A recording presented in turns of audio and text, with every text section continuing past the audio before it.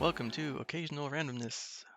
I'm your host, Eric Scott, and joining me, as always, my fellow co host, someone who's not possessed by an energy being, at least as far as I can tell, Jason Johnson. Nope. All good here. No tasting needed. We're all set here. Thank you very much. How are you? Oh, to Star Wars, which we'll talk about in here in a second. Yeah, so do energy beings taste like chicken? Just wondering. Yeah. They do after you fry them in a star chamber. And, well, we've threatened to do this before when the mood strikes us, and now it's time. So, in addition to our regularly scheduled review of Farscape, we'll also be reviewing the first half of this season of The Mandalorian, Season 3. It's episodes 1 through 4, if you're keeping track at home. Which, not to be confusing since we're past that as we record this, but that's what we're going to confine ourselves to. So, By the time you hear this, the season will be over. So, ooh, timey-wimey. yeah, through the magic of time. And just a quick public service announcement. If you like our little podcast here, please give us a like or review on your podcasting platform of choice. Doesn't be anything, wordy or long or whatever, a couple stars, a thumbs up, whatever. Help spread the word and let people know about us so they can enjoy this as well. So, tell people on social media, Discord, Slack, or even in person. We don't do that anymore. Yeah. We don't judge. Wherever you are, we don't care. Every little bit helps. All right. At On least to do it randomly. Yeah, Occasionally, randomly, just get the word out. keep in spirit of the podcast. All right, on to the main topic, Farscape, Season 3, Episode 9, Losing Time. We open up with Scorpius awakening from having visions of being on Moya with Crichton and finding a wormhole. As he wakes up and unplugs himself from some device, Lieutenant Braca comes in and tells him that he thinks they've finally done it. Scorpius leaves his quarters and on the way out looks out a window and sees a wormhole. Ta-da! That Back on Moya, Crichton wants them to continue searching for what he believes may be a wormhole. Maybe not the same one? Who knows? We don't know. Pilot, though, refuses to go any further unless the others agree, but they're all pretty much done with this. Despite Crichton's pleas, everyone says no and leaves. Aw. Crichton tries one last time to get Pilot to continue, but Pilot instead tells Crichton that Moya is about to pass through an electromagnetic cluster, which of course won't have any problems whatsoever. When Moya does, Crichton sees some kind of energy being that passes straight through him a couple times. He falls to the floor, but then suddenly he's lifted up in the air, and blood starts dripping all over the floor, probably from him face planting on the floor just a micro ago. that couldn't be it. Nah, it's cause and effect. We don't do that around here. When Crichton wakes up, he tells Pilot that a light came into Moya, but Pilot has no idea what he's talking about. Crichton sees his pool of blood and runs off screaming for the others. Tiana spots him in the hallway and he asks if she's alright. She says, yeah, but you look terrible. He tries to describe what happened to him and then just asks if he's been cut anywhere. She looks him over and says that maybe he imagined it. He takes her up to command, but his blood has been cleaned up. When Tiana asks, Pilot again says he's registered nothing at all. Crichton sees the DRD that was there, probably mopped up his blood, grabs it, and tries to find some of it still in it, but doesn't find anything. He goes and sits down, and then suddenly notices blood all down his forearm. That seems normal. Yeah, random bleeding. Occasional random bleeding. On the bleeding edge of occasional randomness. That's right. Taking it too literally. Crichton goes down to Pilot's den, who again tells him that the scans indicate the electromagnetic cluster is harmless. Then he suggests that it may have been something to do with degradation from Karvok's cloning process. Oh, yeah, he's a clone. Yeah, or not. We don't know. Copy? Yeah. Jewel wonders what's going on as her chamber is boiling hot and the maintenance bay is leaking. Tiana says that Pilot is having troubles with the internals as she places a bucket underneath a leak. Dargo and Crichton come in, and Crichton says that something is very, very wrong and wants the others to sit and watch him in case he bleeds again. Fun times. Sit and watch paint dry. Dargo forces the girls to sit and watch. The dripping water continues, and after a few minutes, Tiana says, she wants to leave. She gets up, but then she slips. There's water all over the floor, and the bucket is suddenly overflowing. But Crichton had the DRD record them all, and the playback shows them falling unconscious and then suddenly waking up and shaking violently. Back on the command carrier, Braca tells Scorpius that the Prowler maintained integrity on the last 6 attempts to enter the wormhole, with no gravitational distortions.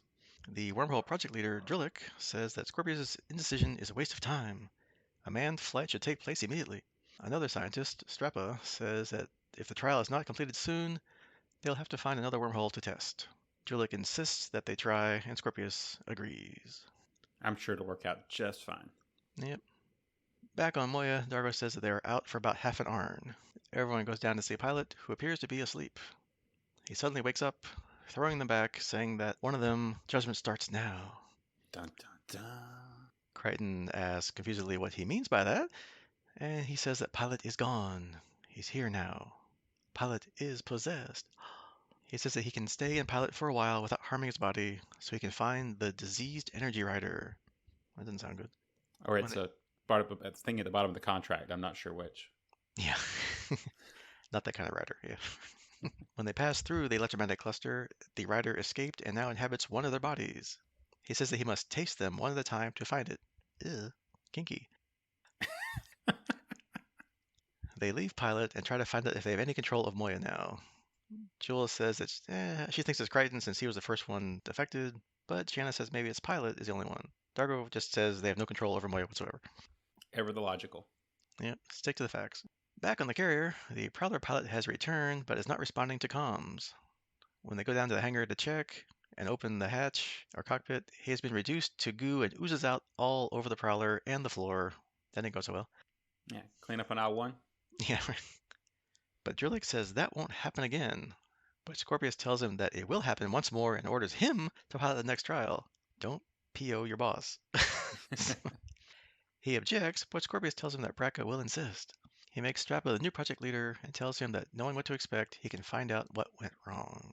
Meanwhile, Crichton and Dargo return to Talib, that's the rider that's inside a pilot, who says that they cannot ambush him.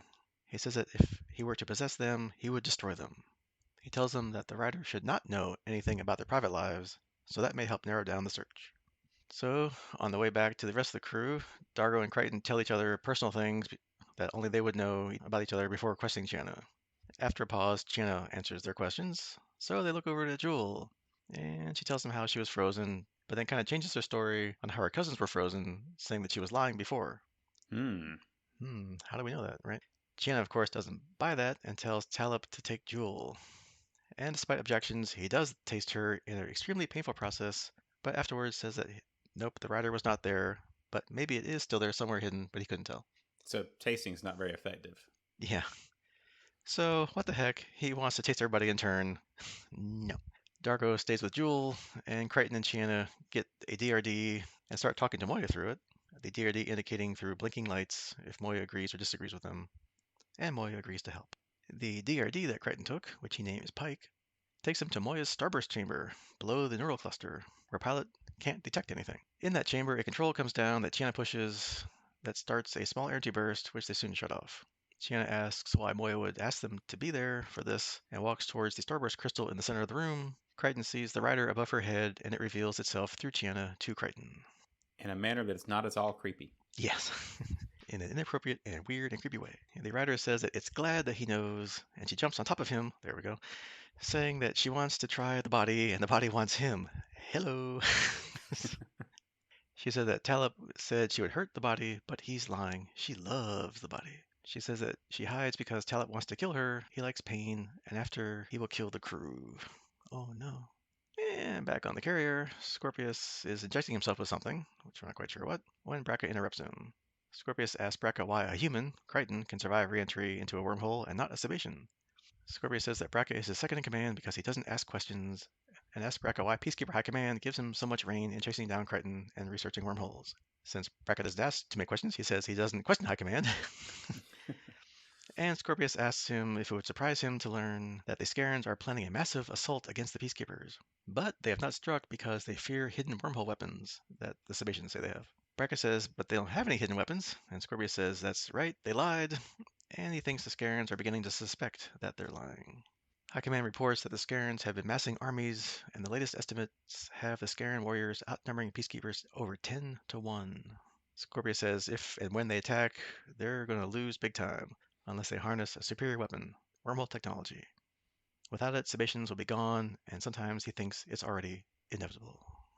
Back on Moya, Crichton uses DRD Pike to ask Moya what she wants them to do. She wants Crichton to give Chiana and the Energy Rider over to Talib. Crichton's still a little cautious of just handing her over, so he and Dargo go to Talib and say that they've hidden the rider, but Talib chooses to taste Dargo anyway. just because. Meanwhile, Jewel goes to Chiana and threatens her. When Crichton comes along, the rider grabs both him and Jewel by the throat, but she lets them go, and then Talop tastes Chiana and drives the rider out. Unfortunately, it goes into Pilot. Jewel comforts Chiana while Talop says he killed the rider, but he has mastered Pilot's body and the ship, and now he will stay, because no one saw that coming. Nope. Aliens are always trustworthy. I don't understand this. Yeah, anyone that comes on board the ship is there because they want to be. And Crichton finds Pike again and tells Moya that she was right, and he should have listened to her straight away and handed the rider over, although he still thinks Talop would have betrayed them all and has another plan that requires her help. He sends Jewel down to the neural cluster where Dargo is waiting and drags Chiana off with him. He says that Moya is going to redirect Starburst energy to kill Talop, and when he calls Chiana, she has to join 2 wires together and then get out of the room. That's all, just 2 wires and get out. Dargo and Jewel do their part, and Crichton tells Talop that he's killing Pilot because of his circulation rate. He convinces Talop to go into Moya, and Crichton signals Chiana, who, after kind of stumbling and fumbling around, manages to join the wires together and just get out of the room before the Starburst energy incinerates her. Unfortunately, poor DRD Pike is not so lucky and is trapped inside. Alas, poor Pike. Starburst energy floods into Pilot's den and destroys Talop just before he can possess Moya. Afterwards, Jewel leaves to rest when Crichton calls Dargo. Dargo doesn't answer, and Chiana says that's because he's right here with them. And then suddenly Dargo walks in on cue. Crichton's confused, but goes away to sleep. Back on the command carrier, Scorpius is resting again. This time he's not hooked up to the machine before, and has visions of grabbing Crichton by the throat and telling him all he knows about wormholes. Crichton manages to turn it around, though, and he tells Scorpius it's game over, and he throws Scorpius into the wormhole. Scorpius suddenly wakes up with a look of both determination and fright. The end, for now. Some trivia about losing time. As we just talked about, Chiana has begun displaying a previously unknown ability, Premonition, at the end of this episode. Didn't see that coming. Hey! John was 16 years old when he lost his virginity to Karen Shaw that he mentioned to Dargo. Dargo says he was 7, not to Karen Shaw, just in general. That would be weird. Yeah. This is the second of 3 references to Karen Shaw in the series, if you're keeping track. The first one was way back in Season 1, Episode 8, The Old Black Magic, where they encountered Maldus for the first time. Another energy being, maybe. The inspiration for this episode came partly from a nosebleed, oddly, that Ben Browder had during his audition with Rockney O'Bannon and David Kemper. And they hung onto that for 3 years and they made a story about it? Okay, never. Yeah. Creative process. Yeah, it takes time to make a story. We see Moya's Starburst Chamber for the first time. It was designed by Tim Ferrier, a production designer on the series, to be Moya-esque but unique to anything we've seen before. The voice Lenny Tupu used for Talop-possessed Pilot is much closer to his natural voice. And Jewel gets some new clothes, which becomes her standard set of clothes for a bit. Alright, so that was Losing Time. What you think about it? I would say overall, I thought it was a good episode. Some of the sections were a little confusing, but that's pretty normal, I think, with bouncing back and forth.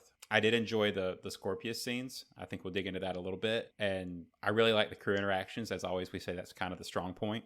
The alien beings felt kind of repetitive. I feel like we've done this kind of stuff before, so I wasn't that part didn't interest me as much. But the crew stuff and the definitely the stuff with Scorpius was really the kicker for this one, I think, for me. Yeah, it's kind of like the aliens were just there to drive the plot. Like they weren't really there for us to like feel sorry for them or sympathetic towards them or whatever. It was just like you said, that kind of helped drive the crew interactions and the crew plot. Right. You know, it was the justification for conversations and things, but we really didn't. It wasn't a dynamic force that I think, that we'll be talking about in future conversations, right? It was just kind of a one-off. So. Yeah, well, because they're both dead now, so we'll never see them again. So, yeah. We did get the Starburst Chamber, though. That's kind of cool. Yeah, we get to see more of Moya. That's always fun to see. They built a new set. And I'll say sounds like it's going to be repetitive, right? So we'll see it again. Hopefully, yeah, if they built it. But yeah, when the episode first started, I was a little confused since it seemed like we kind of jumped into the middle of something because Scorpius was running around with Crichton on Moya, and it was like, did I miss something? No, it's 0 minutes on the on the show. Okay, so then I was kind of thinking it's like one of those like teaser openings, right, where they show you like something bad happening to the characters, and they jump back to like 10 hours ago, and then you see how they got there right at the beginning. But nope, it was just a dream, or sort of. Yeah, we'll see. But it was a pretty abrupt cold open. But I don't know. I've kind of got to where I expect them. So I was kind of like you said though, looking for the bounce back and forth, but they just kind of rolled with it. So I guess we filled it in pretty quick. So speaking of Scorpius and company here, let's stick with that for a second. So it looks like I guess that neural chip that he got from Crichton's head or from past torture, they've got some way of now finding wormholes that they didn't know about before or couldn't find before. And not from the beginning necessarily, but definitely from the ending for sure. Does it seem like we have some kind of mental clone of Crichton and now in Scorpion's head? That would be some poetic justice, wouldn't it?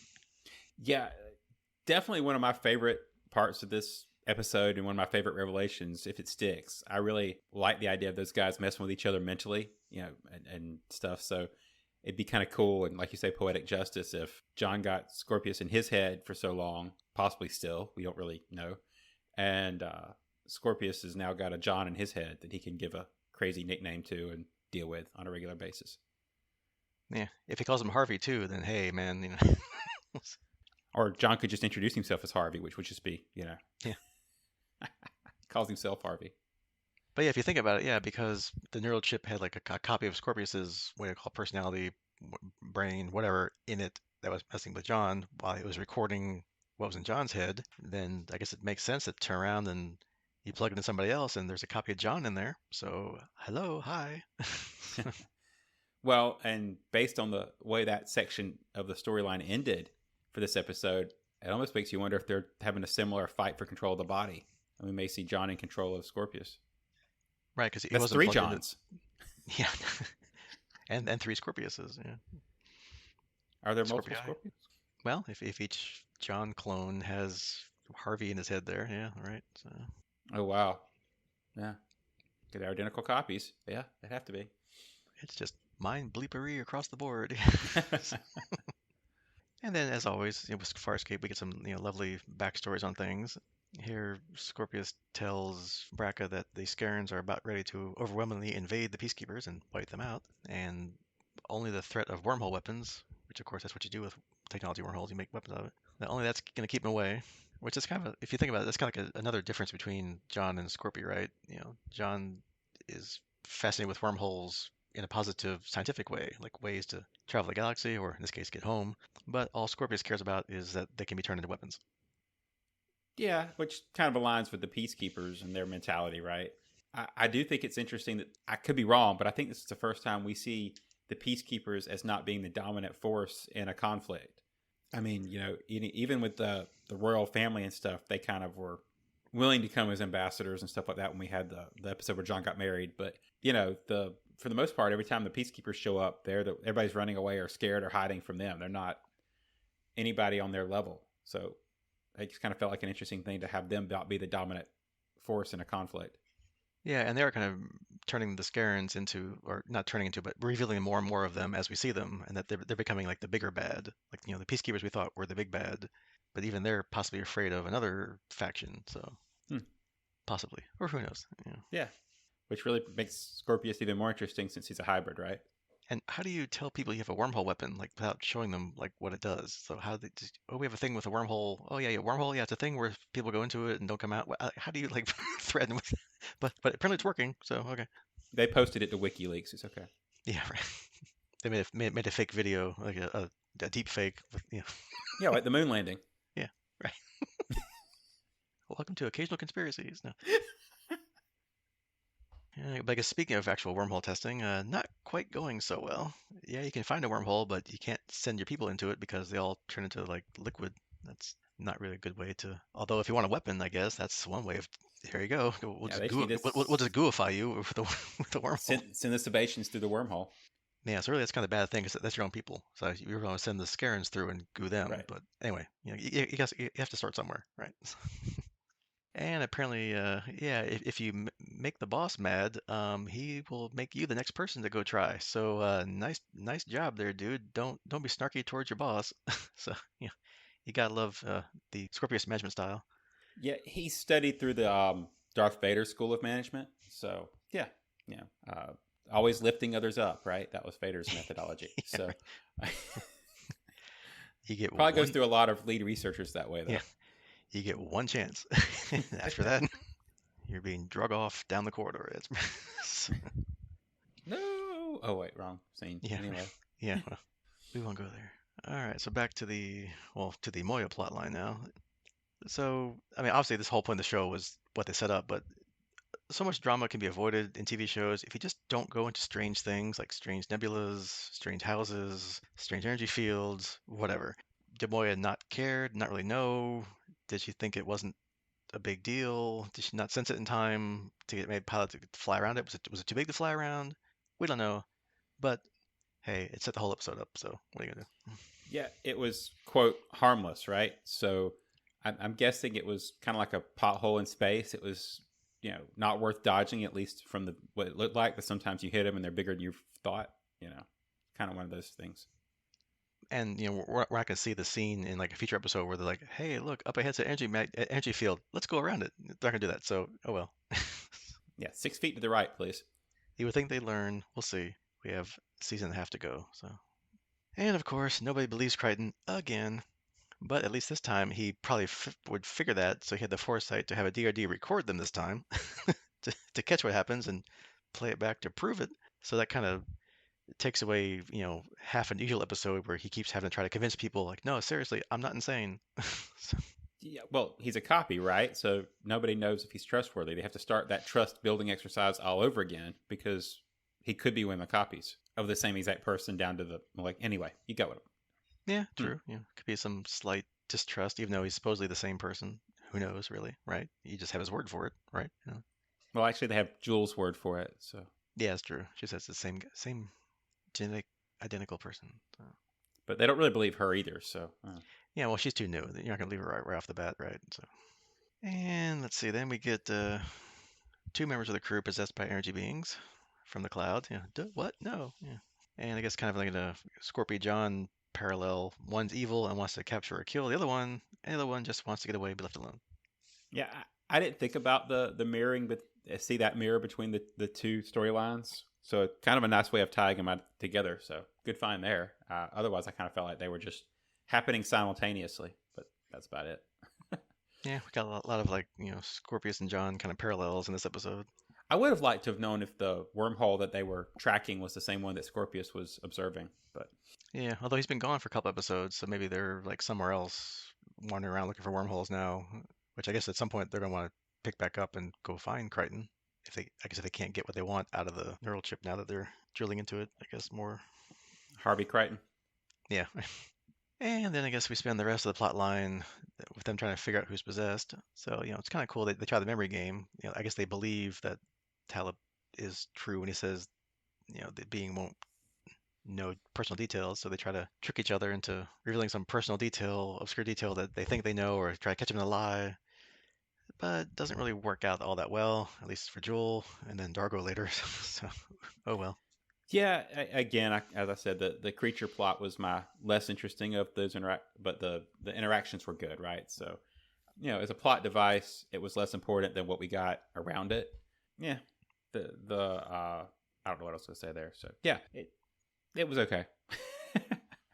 Yeah, and it wouldn't be Farscape if their plans worked 100% the first time, right? That's just not how they work. So, Oh no, the plants and stuff. It just I found the creatures less entertaining. Between a little bit of a light show and Pilot being possessed and just talking a different voice, we really didn't get a whole lot of creature interaction. So yeah, and it turns out if you listen to the Moya, the ship that's intelligent and sentient, that maybe she has a good idea after all.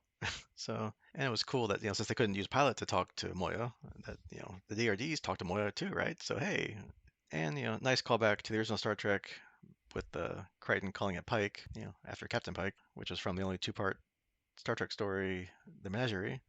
So since, DRDs can't speak, so you have it blink once for yes and twice for no, which is cool. Which, not sure you would have gotten that totally since you haven't really seen the original Star Trek. no, I haven't. I mean, I do know who Pike is, so I got that reference. I have a somewhat aware of. I know which some of the main characters. There's a guy called Kirk somewhere in there, but Yeah, but it's a yeah, small part, small part. Yeah, a Klingon named Worf, a Vulcan named Scotty. I got it all up here, but but I do think that the blinking part kind of hung me up because it got me thinking: if Moya can communicate through the DRDs, why don't they put a voice chip in a DRD and let Moya have a voice? But anyway, be nice when Pilot's unavailable. Yeah, or however, like Moya communicates with Pilot, it's like at some level that I guess can't be represented with speech, maybe. I don't know. Like, who knows? Who knows how symbiosis works, right? So, Right, but the DRD could blink, so the DRD could have a voice box. That's just my thought. but unfortunately, DRD Pike does not survive. So, Yeah, but the next one will be, well, we could have Kirk and Picard and just go from there.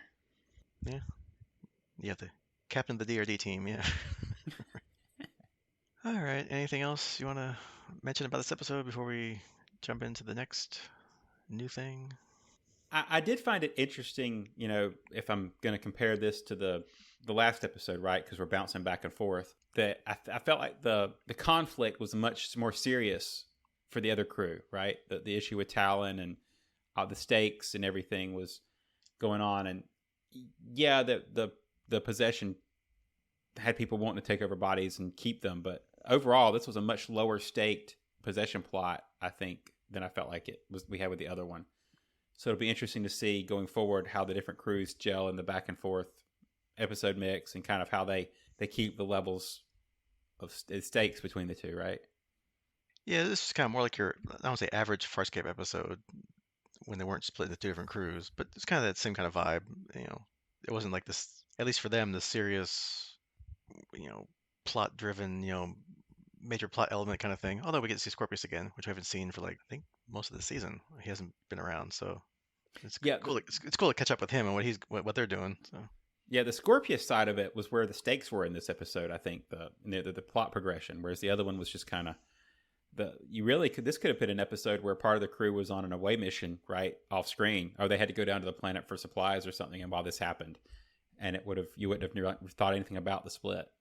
yeah, or as we'll talk about later about the Mandalorian, they could have done like a whole thing where they do the whole story about Scorpius and crew and don't even hardly mention our normal characters, but they didn't do it that way. Yeah, I don't think Ben Browder's contract allowed for that, so Yeah, since he's doing double duty now, effectively, and triple. he's in every episode, whereas half the other cast is off one week or the other. All right. So to keep things separated here, in case you have not watched The Mandalorian and don't want to be spoiled, or don't really care about The Mandalorian and just want Farscape, or don't want to try to skip around chapter markers, and I don't want to try and make confusing chapter markers, so we'll just tell you what's up next for Farscape next time, and then you can continue listening or not.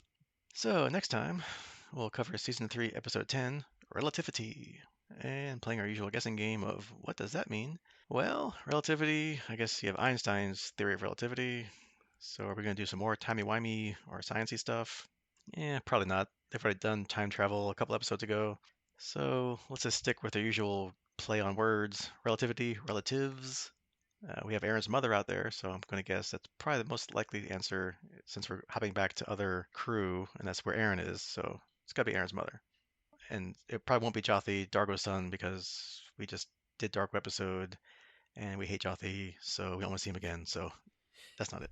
Yeah, we're gonna hopefully agree with that's correct, and we'll put that off to the side. But it could go either way, but I think I agree between the two of them. I'm gonna go with the Aaron's mother direction also. I don't think they laid that out as much as they did in the last episode, just to leave it hanging. And since they're bouncing back and forth, I think they'll want to jump back into it so we don't forget. Yeah, you don't want to leave that out there for too long, like other plot lines from other seasons where it's like, oh yeah, remember that plot line from like 8 episodes ago, and now we're gonna talk about it again. So, The entire first half of the episode will be a flashback so they can catch you up on what you were supposed to be remembering. yeah, right. All right, so that is your homework for Farscape, and we'll after edit put in some little pauses here and some chapter markers to jump into Mandalorian. So Can you throw in some Mandalorian music right here? Just I'm not gonna make it hard on me. Okay. or you could just leave my doo and go with it. So. Yeah, there we go. I'll crib the Disney opening for all the Disney Star Wars things. Yeah. So, I don't know. We'll see. All right, so that's our homework for Farscape, and we'll see you next time if you choose to leave us here. But don't.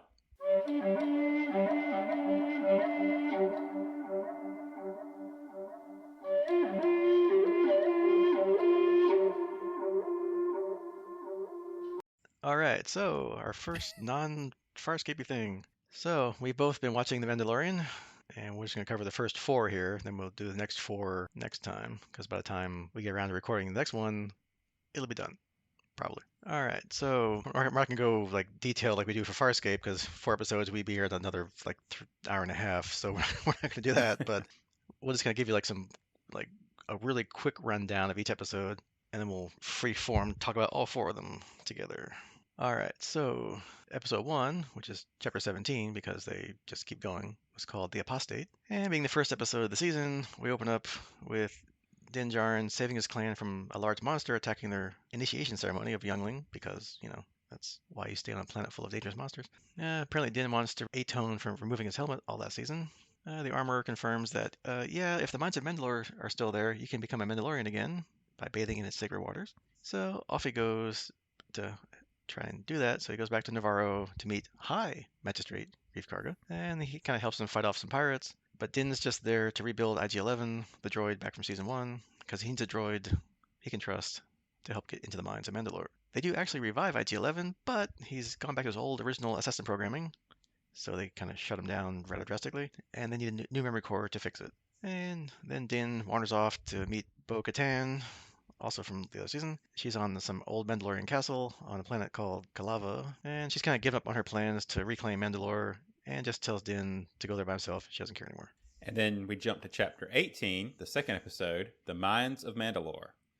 Not to be confused with The Mines of Moya. That's a whole different IP. So we get Din and Grogu visit Peli Motto on Tatooine, because you've got to get your Tatooine episode in. Yeah, because you have to have at least half the season on Tatooine every.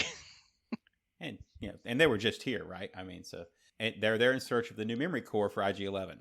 She doesn't have one, but instead sells him R5D4. You may remember him from a previous Star Wars, A New Hope, or just Star Wars if you're old. They fly to Mandalore, where Din orders R5 to scout ahead and ensure that the atmosphere is non-toxic, which goes about as well as you'd expect, and Din goes to see what happened to the droid. He's then attacked by several Alamites, which are a native troll-like species living in the caves. Heading deeper into the mines, Din is captured by a cyborg creature and sends Grogu back for Bo-Katan's help. Bo-Katan shows up, rescues Din, kills the cyborg, and then leads him to the living waters. Din immerses himself to restore his status as a Mandalorian, but a sudden drop-off causes him to sink deep in the water. Bo-Katan dives in to save him. Kept your backpack on there. Yeah, so. Yeah, your jetpack. Yeah, anything, or maybe put some air tanks in that helmet. But anyway, Bo-Katan dives in to save him, and on the way back up, she comes face to face with a mythosaur, a legendary creature of Mandalorian mythology. You may remember it. It skulls on the wall of pretty much every Mandalorian scene. And then chapter 19, episode 3, The Convert. So after Din recovers from his near-death experience there, he and Bo-Katan depart Mandalore, although Bo-Katan does not tell him about seeing the mythosaur. They go back to her home planet of Kalava, but they're attacked by Imperial TIE squadrons from some unknown capital ship who wind up destroying her home, so they're forced to retreat. And then we basically spend the whole rest of the episode back on Coruscant with Dr. Pershing. And if you remember him, he's our scientist buddy from the prior seasons who wanted to experiment on Grogu for Moff Gideon. Pershing's been given amnesty by New Republic, but he finds another former Imperial Moff lackey, Elia Kane. She was the communications officer working for Moff Gideon, and she's now also on the amnesty program. She agrees to help him in his efforts to continue his cloning research, which is outlawed by the Republic. I guess after you do the whole Clone Wars thing, you kind of don't want to do cloning anymore. They manage to sneak aboard a decommissioned Imperial Star Destroyer to find a lab that has all his materials he needs. But on the way out, she betrays him to the Republic. And then later he's on some kind of like mind-wiping table that's only going to just, take out just the bad parts. That always works out well. Yeah, and then she turns around and basically jacks up to 11 and pretty much makes him toast. Literally. That device sucked one whole year of his life away. Oh, wait. No, yeah. Wrong IP again. Yeah, another wrong IP. And then just in case you forgot that this was about the Mandalorian, we cut back to Din and Bo-Katan arriving back at the secret Mandalorian planet, where Din presents the armorer with his sample of the living waters as proof of his redemption. And because Bo-Katan also says that she bathed in the waters, she's welcomed into the Enclave as well. This is the way. This is the way. And to wrap it up, episode 4, chapter 20, The Foundling, Din introduces Grogu to the Mandalorian combat training. Grogu wins a training match, but his opponent, Ragnar Vizsla, is captured by a large raptor. Bo-Katan gathers a hunting party, which includes Din and Ragnar's father, Paz Vizsla. and leads them to the Raptor's nest. The armorer then forges a new piece of Mandalorian armor for Grogu, bearing Din's Mudhorn sigil. As she works, Grogu has visions of his rescue from the burning Jedi Temple by Jedi Master Kelleran Buck and sympathetic members of the Naboo armed forces. Vizsla's overeagerness to save his son messes up Bo-Katan's plan and leads to an aerial chase where Bo-Katan and Din rescue the boy unharmed.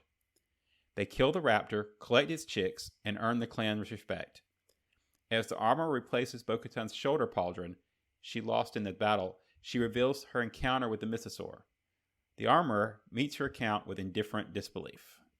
Yeah, so that's where we leave off the first half of season 3. So let's just kind of just jump around here because it's 4 episodes.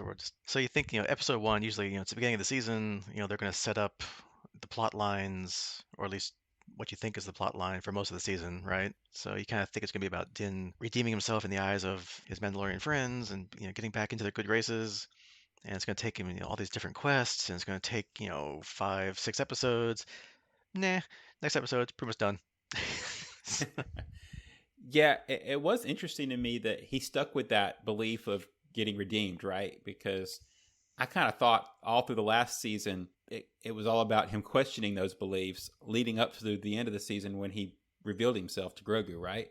So, I thought maybe they were just going to be like, yeah, he's moved past that strict belief system. And nope, they jumped right back into it. Yeah, because he's back to being like the Mandalorian, like the only one. Like he's just out doing his own thing. He's been exiled. Bo-Katan's lost her people. She doesn't care. She's done. So he's like, okay. But nope, he still wants to get back there. So I guess he grew up with that, right? So I guess you go back to what you know, right? Yeah, it just was interesting to I didn't expect that to be the direction they went. But yeah, they definitely kind of focused a lot more on the clan this season than I was expecting. Yeah, so now there's kind of like all kinds of ways this can go. Now it's kind of looking like the main plot line, or at least a main plot line. Now it could be about the Mandalorians reclaiming Mandalore, right? So now that Din's been to Mandalore and it's not full of deadly radiation or the atmosphere's not breathable, it's fine. So really, if he can make it through, the turbulent atmosphere, it's pretty much a planet. You can live back on there. So maybe they'll try to reclaim Mandalore with somebody. Probably Bo-Katan, as we're seeing she's becoming more important to the series. Yeah, I thought that was a great twist with her being redeemed as well, right? And between that and her being the one to see the mythosaur and the stuff that goes with that, I can see her being the focus of kind of this, not so much being like more than the focus than Din. Obviously, he's kind of the central character, but she's going to be the plot device that moves forward as they retake Mandalore and maybe bring some reunification to the Mandalorian people that are scattered. Yeah, because she bathed in the waters, and they're like, well, yeah, if you want to join our, I don't want to say what clan, faction, whatever you want to call them, it's like, sure, you bathe in the waters, you're in, as long as you keep your helmet on. Do you want to do that? Sure, okay, welcome. So Yeah, and then right after that, she proved herself as a combat leader by leading the rescue mission, right? She didn't almost immediately got put in charge and got to be a leader. I really like the scene. We didn't mention it, but I really like the scene where they were camping out before they stormed the climb. And because she was the person in charge, they all left to take their masks off to eat, and she got to stay at the fire and take her helmet off. yeah, so she's bought into it, and she's keeping up with her end of the deal. So she's proven herself that they can trust her, and she can trust them. So yeah, I mean, she's getting kind of elevated. So I And you've guess got Katie Sackhoff, so you got to let her take her helmet off occasionally. yeah, because apparently Pedro Pascal's off doing like what's that show he's in? Last of Us or whatever. So yeah, he's Yeah, not really there at all. He's just doing the voiceover, and it's just a body double doing I, all I, his I had stuff a this season. I had Among Us stuck in my head. I couldn't get to The Last of Us, so I couldn't help you there. I was stumped. Yeah, I've never played the game or I haven't watched the show either, so I'm like, that was something us. But anyway, Yeah, I had so the wrong game in my head, so that was no good. but yeah, and I guess well, it is called The Mandalorian. It doesn't necessarily mean it's Din. It could just be Bo-Katan could be the Mandalorian now. I assumed the whole point was eventually it was going to be Grogu, but whatever. Well, maybe he's slowly getting armored, so I guess because he's still a youngling or whatever, he doesn't have to have a hide his face yet. So No, the series has to end with him with the full set of armor and the dark saber. But yeah, Yeah, jumping around like he did for the little fight. Jumping over like doing the Yoda jump spin flip. Yeah. And I want him to go in and sit on Boba Fett's chair and be that'd be the cliffhanger at the end. So yeah. Yeah, there we go. Now he's the crime boss of Tatooine. Because it all has to go back to Tatooine, right? Right, because the hind end of the universe is the central point of the universe. So yeah, everything comes back to Tatooine, right? That's just how it works. And I guess maybe the other possible main-ish plot line is Moff Gideon still out there? Or is this some kind of fake out and it's somebody else? Is this thinking into the grand scheme of what's coming next in the Star Wars TV show world? Maybe it's Grand Admiral Thrawn? Are they going to try and tie the end of Mandalorian 3 into the Ahsoka series that's coming out next? What do you think? Yeah, I could see that. I'm kind of unsure on this one because they're definitely doing their best to convince us that we're still focused on Gideon, right? I mean, you've got his people doing all kind of subterfuge on Coruscant, yeah, all the things that they're kind of echoing with him. But yeah, you've got Thrawn out there, and I'm kind of excited about that one. So I'm ready either way. Yeah, because they're making you think, obviously, it's Gideon because that's the only one we know so far. And obviously, those of us that know all the extended universe and stuff know about Thrawn and all that good stuff. But, if you just focus on this, you only think it's Gideon because he's the only other Imperial remnant kind of person you've seen so far.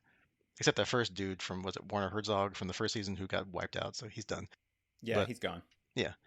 And then, of course, they pop up his former communication officer in episode 3, which was her entire, so far, we've seen. So, what you think about episode 3? It's kind of like a nice diversion, or you think it's a diversion, like about Dr. Pershing and, oh, maybe he's going to get redeemed or something's going to happen. Like, nah, he gets whacked and he's done. So, it wasn't about him. So, it must be about her. Like, she's got to be factoring in to episodes 5 through 8 or something, because why spend a whole episode talking about her and then just like a one-off, right? So Yeah, the structure caught me off guard, right? Because we've been waiting on this to start. We're so focused in on the Mandalorian, and you get all these couple of really focused episodes on like the Mandalorian culture and the clan, the redemption, and all this kind of stuff. You're just really focused in on it, and then they just kind of like you get the opening, and then blip, we spend the entire rest of the episode away from the Mandalorians. But I did enjoy that episode, and yeah, I think the Republic is really trusting of those former Imperials. yeah, because most likely, she's a double agent or triple agent, whatever you want to call it. Because she's helping root out bad Imperials, kind of, but she is one. She is a bad Oh, Imperial. yeah. So, If you're a bad Imperial, where do you hide? Right in plain sight, right? She's not. They don't suspect her if she's the one throwing her other people under the bus. yep, she's all nice and wonderful until she's not. So, Yeah, just don't leave her with those dials. yeah, because how do you not figure out that it was her that like fried Pershing? It's like he's in there by himself. She's like, I'll have to stay here for a second or whatever, or whatever she said to the guy when he left or whatever in her room. And then it's like, oh no, he's dead. I'm like, I mean, Yeah, and no alarms. We're not gonna anyway. yeah. But hey, we always quibble about things we like. But yeah, it just kind of seems like you could put two and two together here and be like, where were you exactly when he went crazy and died? But, oh well. I don't know. The machine just went crazy. I don't know what happened. And we get a little bit, not what, like 5-10 minutes on the episode about Grogu, like how he got out of Coruscant when Order 66 came down. So obviously he was even younger back then, so it wasn't him that got out by himself. He was helped. And kind of funny that I didn't know who it was until I saw the credits, and then I put it together. But Ahmed Best, the actor who played the voice of Jar Jar, was the Jedi that helped him. So that was kind of cool. Didn't quite make up for Jar Jar, but hey, we'll take what we can get. Yeah, honestly, I was kind of wishing he just played a Jedi in the originals, and we did not had to. Anyway, I won't lump in my annoyance with that. Yeah, it was kind of funny because I was watching this one with Jace. We were sitting there watching it, and as soon as I saw him, I just kind of reached over and tapped him. I'm like, you know who that is, right? And I let him sit there and work on it until he figured it out. But yeah, that was a cool little cameo. Yeah, because I'm bad with like faces, and I don't think I've seen him maybe once or twice in like maybe like show previews or movie premieres, that kind of thing. But I didn't put it together until I saw the credits, and I was like, oh wait a minute, yeah, that's cool. So now I get to actually get back to the Star Wars universe and play around in it and not be Yeah, annoying to everybody. I guess if you look into it, they've actually used that him as that character for some of the kid stuff at Disney. So Oh yeah, okay. that wasn't 100% original, but it was a nice This is the first time he actually like was in media, right? Okay, so they can make that canonical then. So that's cool. Yeah. And yeah, like we said, Bo-Katan apparently is a firm believer in the way now. So she's not taking her helmet off. She's helping them out. And so yeah, I guess at least right now she's not really interested in really Mandalore. So obviously that's just the hero's journey, right? They're gonna she doesn't want to do it, and she's gonna be either forced into it or coerced into it or come to the realization that she's probably the best person still, since her father was the leader of the Mandalorians. Of course, that's when they got bombed out of existence, but still. So she's got some claim-ish, I guess, to leading the Mandalorians if she wanted to push it. Yeah, this is the kind of the spot where I think you're supposed to be wondering: is she really bought into the this group's this faction's belief system, and that this is the way with the helmet and all that, or is she kind of using this to be the first step on her journey towards reunifying the clans, right? So I don't know. I don't know which way that they see it going at this point, but I think it'll definitely come out as the season finishes up. Yeah, because if she's just playing them, that could be dangerous. Because then you don't want to like at the end reveal like, oh yeah, I don't really care about your silly helmet thing, and then you probably fracture the Mandalorians again if you reunite them. So and plus, that's not the Star Wars kind of way. Like, you don't have those kind of characters that are that duplicitous, on the Well, good side. You have obviously, the comm officer, acting good and being bad, but these are our main hero characters wouldn't do that kind of like, screw you move kind of thing. So yeah. Although she's former Death Watch, and that's not always the shiny side. But I don't think she's doing it for sinister reasons. I think it's just a battle plan. so what else did you like about the first half of the Mandalorian, or where do you think it's going to go? I think obviously I thoroughly enjoy this series. It's probably my favorite television thing right now, and that's been consistent across all three. I think it's interesting that where they've chosen to focus and some of the stuff they've. I didn't dislike Book of Boba Fett as much as a lot of people did, but I think it's interesting how they've kind of pivoted right back to the stuff that the Mandalorian was good at, and so far avoided some of the pitfalls, I think, and still furthered the universe. Bringing stuff into canon that we've got that gap between Return of the Jedi and Force Awakens, to fill in. So they've got a whole lot of room to play. Yeah, I mean, it's fun that we see like that, the Imperials weren't wiped out completely. They're still hanging around because obviously, yeah, between Jedi and Force Awakens, they kind of flip it back to them being more in power. So yeah, it's kind of cool to see how that's evolving because it's only like what, a handful of years. Four, I think, 4 or 6. It's not much. Yeah. So yeah, it's good to see like the first steps towards them becoming powerful again, and like behind the scenes, like how they're manipulating or how they're like hiding or spying on the New Republic to do whatever they're going to do here. We don't know in the next couple episodes, but And I do think it's kind of interesting. One of the things I feel like they're doing, and maybe it's just my me reading into it because it's what I like and grew up with, but I feel like whereas the new trilogy, which I liked, it's not like I disliked it, but it kind of ignored a lot of the extended universe stuff that we had built up in between. And this series seems to be pulling a lot more of bits and pieces from the extended universe and making them part of the new canon that was kind of ignored by the others, or they just couldn't address in the trilogy. yeah, because they're kind of tying in from end of Revenge of the Sith. They're tying in like the Clone Wars animated series, Rebels. Because that's where Bo-Katan showed up in Rebels, right? Mm-hmm. So and now here's No, live she action. was in Clone Wars. She was okay. Yep. It's been so while. I've only seen each of them once. I can't remember. It's been like Yeah. what, 10 years now or whatever. Yeah. Mandalore had a lot with Obi-Wan Kenobi. He had a romance thing with her sister. So yeah. Okay, yeah, I think I kind of vaguely remember that. But yeah, so it's cool that they're, keeping like the new continuity, they're building on that. And then I guess we'll see where the end of season 3 leaves us, right? Like, is it gonna lead us to the Ahsoka series? Because that's coming up next. You know, if there's gonna be a Mando season 4, then obviously then wherever this ends or whatever, they'll take us into that. Or like a week or two before we recorded this, they kind of released their next 3 movies that they're gonna possibly be doing, and one of them is apparently some kind of Mandalorian movie that will wrap up all of like Mando, Boba Fett, Ahsoka into a movie. So hey, we don't know. Wow. I actually missed that bit of news. So I did see the preview for the Ahsoka trilogy, so we can talk about that at some point. But Yeah, there's exciting stuff to come for sure. Yeah, 'cause it was like this Mandalorian movie, like a old Republic kind of movie, and then like a new movie with Rey. Like so they kind of hit all the eras, I guess. So it'd be interesting. Yeah. Yeah, so we'll see. We're definitely along for the ride. I've loved Star Wars since I went to the first movie back in '77. So it's been what 50, almost 50 years. Wow. Okay.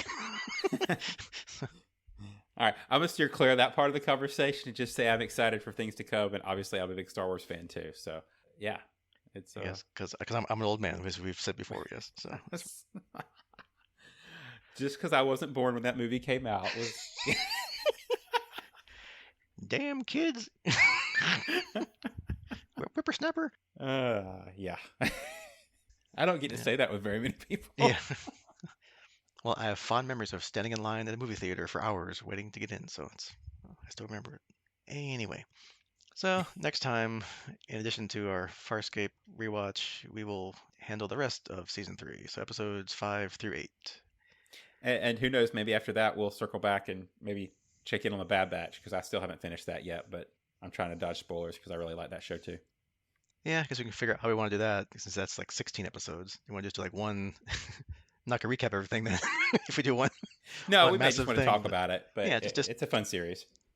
yeah, because I've been watching that obviously, and that's been excellent as always. All right, so I'd say that's your homework here too, but I guess if you're listening to this, then you're watching it, so there's no reason to like force you to watch it. So anyway, until next time, goodbye. See ya.